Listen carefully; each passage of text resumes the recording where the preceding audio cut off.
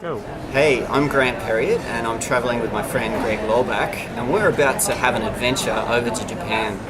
So we're going over there to explore and experience Koryu martial arts, which is something that we're both really passionate about. So we're here at Gold Coast Airport just before our departure on a 9-hour flight to Tokyo. So in Tokyo we're just going to spend a couple of nights and hopefully practice some Shinto Musaru. And then we'll fly on to Kagoshima and Osaka where we'll practice Daito-ryu.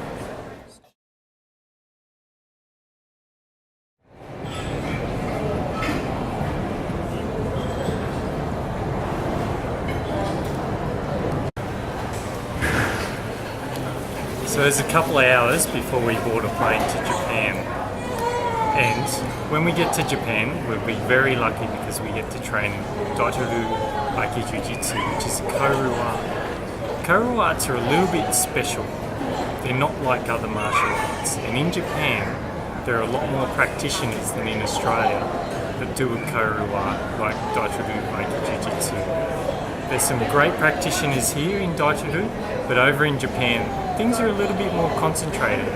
It's easier to find dojos and go practice. And if you want to go to the roots and where things are still maintained as a tradition as it was, where probably more than 50 years ago, Japan is the place to go. Very exciting.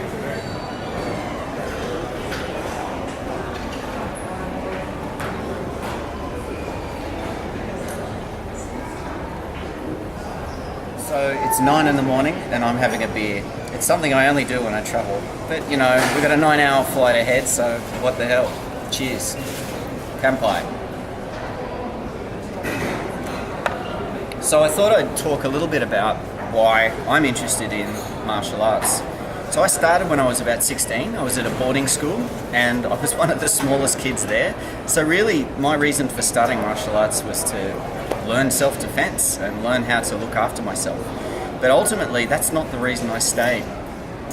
There's something about the martial arts path that helps you grow as a human being, as a person, and as well as that, become more physically, I guess, connected, mentally and physically connected with your body. And in my experience, the Koryu path with the traditional arts is the best way for me to do that.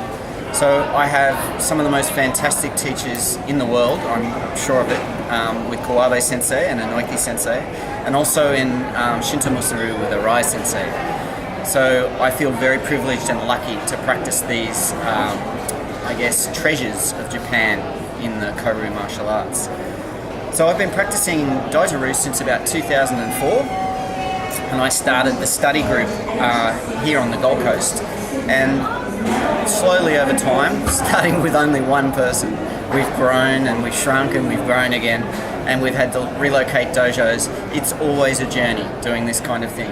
The one thing that stayed constant is these trips to Japan. And so this year we thought we would do a little bit of a blog about it so that others may be able to understand what it's like to learn a Koryu martial art and travel to Japan.